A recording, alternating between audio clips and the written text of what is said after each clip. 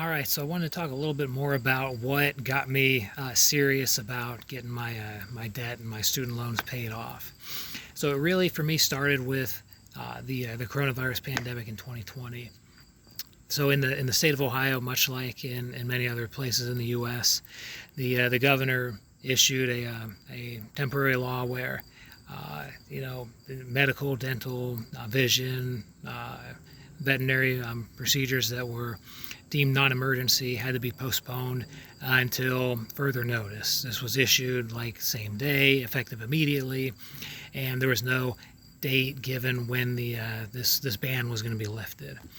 And that really put me in a difficult spot because at this point in time, I was at the peak of my debt and my ability to earn was really, really kneecapped. Unfortunately, at that point in time, I had lost I would say about 85% of our revenues were diminished at that point in time, as long as that order stayed in effect. Trouble was, a lot of the general dentistry procedures we couldn't do because of this law, and then on top of that, everybody was scared and nobody was coming in. So it was a very difficult position to be in, and it was a never again moment for me. At that point in time, I decided I was going to get very serious about strategically knocking out my debt one by one, and it was really at that point in time in March of 2020 that I had enough of it. I had it up to here with all the stress and wanted more out of life. And really that's what it all boiled down to. I was tired of being stressed. I was tired of being broke. And it's like I didn't want to live like that anymore. So I made short-term or temporary changes that I knew were going to benefit me in the long run.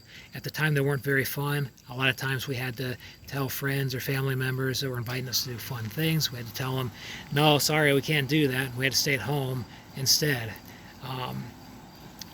It wasn't fun at the time, but today we're reaping the benefits of it.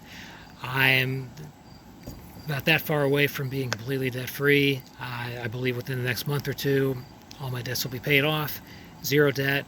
It's a very liberating feeling, and it's something that, I would strongly encourage anybody with outstanding student loans or debt from whatever reason to really get serious about, making short-term changes, having short-term pain for long-term freedom. And that's what it's really all about. The quality of life is dramatically better than what it was pre-pandemic, because pre-pandemic, I was drowning in debt. I just didn't see it or didn't care to see it or had my head buried in the sand, one of the three.